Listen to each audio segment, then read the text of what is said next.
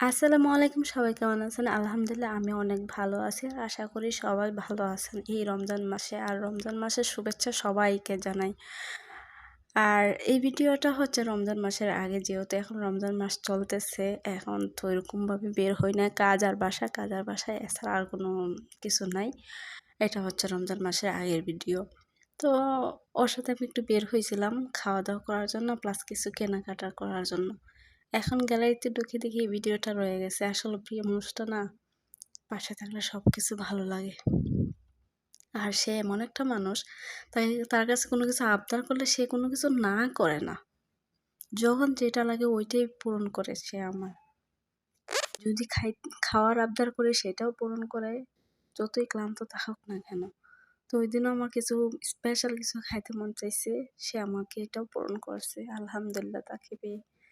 আসলে সবকিছুর জন্য আলহামদুলিল্লাহ।